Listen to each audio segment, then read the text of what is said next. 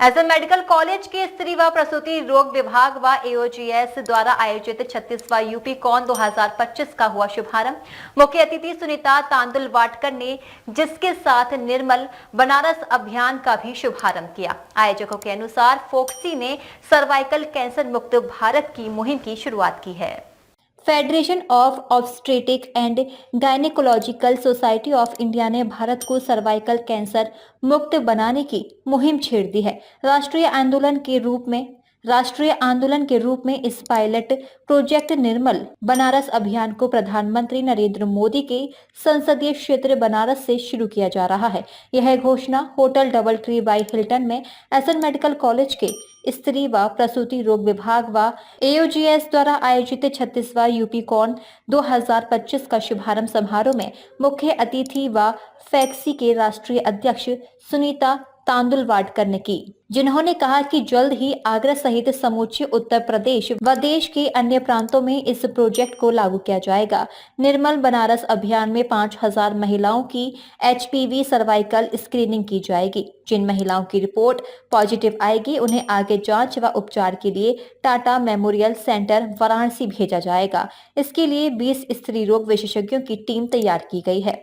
Again मैं यही बोलूँगी कि ओनली कैंसर जिसका वैक्सीन अवेलेबल है, और सबसे इम्पोर्टेंट क्या है, हमने 4 फरवरी जो वर्ल्ड कैंसर डे बोल के सेलिब्रेट होता है, वहाँ 100 सोसाइटीज़ ऑफ इंडिया 100 सिटीज़ में हमने पब्लिक फोरम किए हैं अवेयरनेस करने के लिए।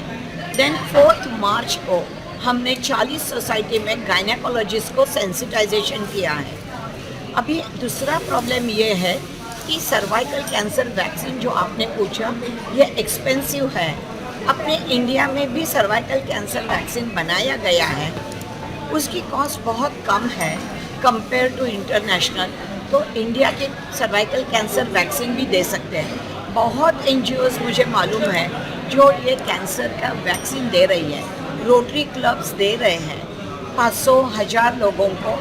आज की कॉन्फ्रेंस हमारी बहुत अच्छी रही। अभी इनॉग्रेशन वाले उसमें मुझे यूपीसीओजी के अध्यक्ष पद का पदभार ग्रहण करने का अवसर मिला।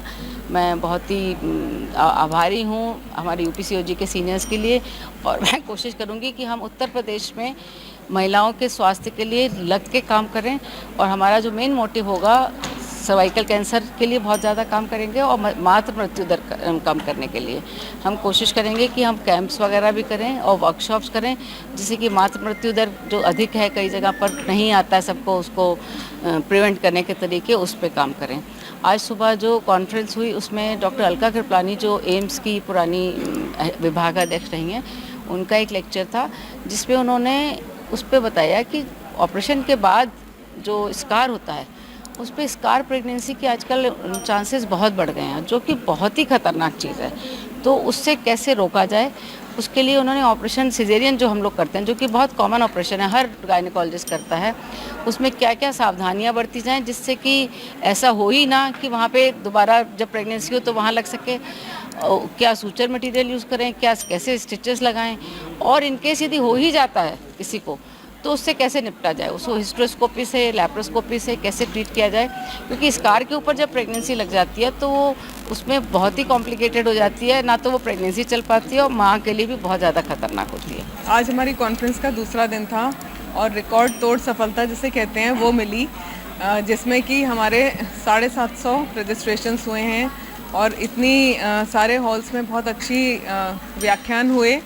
बहुत बड़े बड़े डॉक्टर्स जो बाहर से आए, सीनियर डॉक्टर्स, उन्होंने अपने व्याख्यान दिए हैं। यहाँ पे डॉक्टर अलका कृपलानी जो पूर्व प्रचार रही एम्स की, डॉक्टर पीसी महापात्रा जो भुवनेश्वर से आए थे, ये पूर्व प्रचार वहाँ के, और ये लोग बहुत बड़े एकेडमिशियंस हैं, पास्ट प्रेसिडेंट हैं फॉक्सी के, और बहुत अच्छे लेक्चर्स लिए इन्होंने। और डॉक्टर प्रतीक तांबे जो मुंबई से आए थे, उन्होंने इनफर्टिलिटी के बारे में व्याख्यान दिया।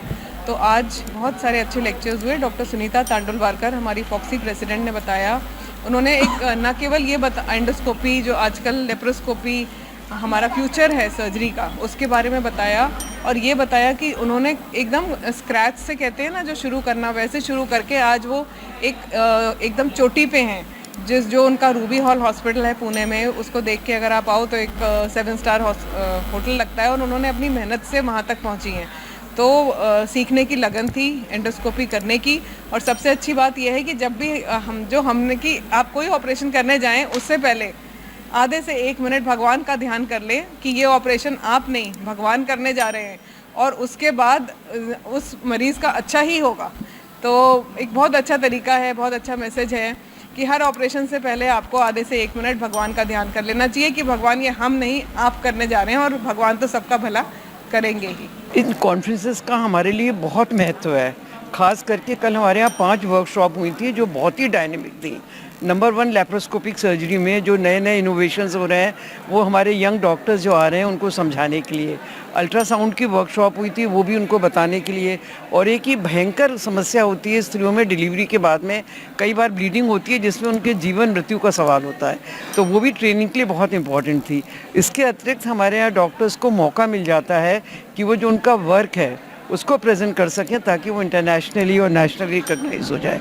तो ये कॉन्फ्रेंसेस होना अत्यंत आवश्यक है। रेगुलर टीचिंग तो होती है, क्लासरूम टीचिंग भी है, पर इसके अंदर जो एडिशनल नॉलेज मिलती है वो ब्रशिंग अप करती है, पेशेंट की नॉलेज बढ़ती है कि पेशेंट केयर में इंपॉर्टेंस होती है, पेशेंट डीलिंग करना आता है, ये सब बहुत आवश्यक है। पोस्ट ग्रेजुएट्स के लिए तो अत्यंत आवश्यक है उनकी क्लासरूम टीचिंग के अलावा एडिशनल नॉलेज, प्लस क्लासरूम में वो उसी फैकल्टी के कांटेक्ट में आते हैं। इसमें पूरे उत्तर प्रदेश की फैकल्टी में कांटेक्ट में आ रहे हैं, और मैं अतिशयोक्ति नहीं करूँगी ये कहने में कि हमारे आगरे में बहुत ही एडवांस वर्क हो रहा है। हमारी डॉक्टर्स वाकई बहुत अच्छा काम कर रही हैं, जो मैं कहूँगी कि नेशनल लेवल पर भी, इवन कुछ काम इंटरनेशनल लेवल पर भी बहुत अच्छे से रिकॉग्नाइज्ड हो रहे हैं। देखिए, मैं तो लड़कियों को कहूँगी कि भाई आप पढ़ो, अपना करियर बनाओ, और आप बेस्ट एज पूछोगे तो बेस्ट एज तो 28 से 30 साल है बच्चा होने के लिए।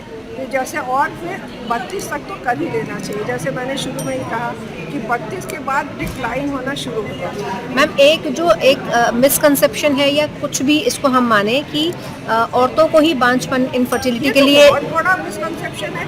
पहले हम लोग अभी भी कहते हैं कि भाई 30% औरत, 30% आदमी और 30% दोनों मिला, तो ऐसे आता है इनफर्टिलिटी का रेशियो। तो अगर इसको ले तो इसका मतलब है कि 50% हो गए, तो दोनों बराबर के भागीदार हैं। आजकल जैसे मैंने कहा कि पुरुषों में स्पर्म की गुणवत्ता बहुत कम हो रही है, तो इसकी वजह है लाइफस्टाइल, और जो हम लोग इतना जंक फूड खा रहे हैं, इतना एनवायरनमेंट में पोल्यूशन हो गया है। मैम, इस जैसे इनफर्टिलिटी से बचने के लिए और जो लेट मैरिजेस, लेट प्रेगनेंसी है, उसके लिए अब आजकल लड़कियां अपने एग्स फ्रीज करा देती हैं। उसके लिए सबसे बड़ी बात है कि अवेयरनेस होनी चाहिए कि भाई इस एज में हमको ये हो सकता है, और एक बैलेंस होना चाहिए कि भाई उनको पढ़ाई भी करनी, करियर भी करना है, और शादी और बच्चा भी करना है। तो ये दो धारी तलवार की तरह है कि ये करो फिर वो करो। तो जो आपने एग फ्रीजिंग कहा, ये अच्छा ऑप्शन है, और आप उसको यंग एज में ये फ्रीज करना चाहिए। ये नहीं कि आप 35 साल के हो गए तो आप फ्रीज करना चाहिए। तो जैसे हमने कहा कि बेस्ट होता है कि भाई 28 साल 30 साल, तो उसमें आपको फ्रीज करना चाहिए, और फिर आप उसको आगे उसको यूज़ कर सकते हैं। लेकिन उसके साथ ये है कि आपने अगर एग फ्रीज किया तो आप फ्यूचर में उससे सिर्फ IVF भी करा सकते हैं, उससे तो नेचुरल नहीं होगा। तो नेचुरल पे पहले ध्यान देना ज़्यादा ज़रूरी है, और अगर आपके पास बिल्कुल ही कोई ऑप्शन नहीं है तो आप ज़रूर आपको एग फ्रीज कराना चाहिए। डॉक्टर सुनीता ने बताया कि महिलाओं में ब्रेस्ट कैंसर के बाद सबसे अधिक मृत्यु सर्वाइकल कैंसर के कारण होती है। सर्वाइकल कैंसर की वैक्सीन उपलब्ध है, इसलिए इससे बचाव के लिए जागरूकता भी अति आवश्यक है। सरकार के साथ मिलकर इस प्रोजेक्ट को देश भर में लागू करने की तैयारी है, जिससे भारत को सर्वाइकल कैंसर मुक्त भारत बनाया जा सके। कार्यशाला का शुभारंभ मुख्य अतिथि डॉक्टर सुनीता तांडुलवाडकर व विशिष्ट अतिथि SN मेडिकल कॉलेज के प्राचार्य डॉक्टर प्रशांत गुप्ता ने दीप प्रज्वलित कर किया। डॉक्टर प्रशांत गुप्ता ने फोक्सी के समक्ष ग्रामीण क्षेत्रों में भी सेवा कार्य करने का सुझाव दिया। अतिथियों का स्वागत आयोजन समिति की अध्यक्ष डॉक्टर सरोज सिंह व परिचय यूपीकॉन 2025 की आयोजन सचिव डॉक्टर ऋचा सिंह ने दिया। इस अवसर पर मुख्य रूप से डॉक्टर उषा शर्मा, कीर्ति दुबे, भारती माहेश्वरी, डॉक्टर नरेंद्र मल्होत्रा, डॉक्टर जयदीप मल्होत्रा, आयोजन समिति की डॉक्टर शिखा सिंह, डॉक्टर निधि गुप्ता, डॉक्टर आकांक्षा गुप्ता, डॉक्टर रत्ना शर्मा, डॉक्टर सविता त्यागी, डॉक्टर कीर्ति दुबे, भारती माहेश्वरी आदि उपस्थित थी। डीजी महाराजा न्यूज के लिए दीपक राज की रिपोर्ट।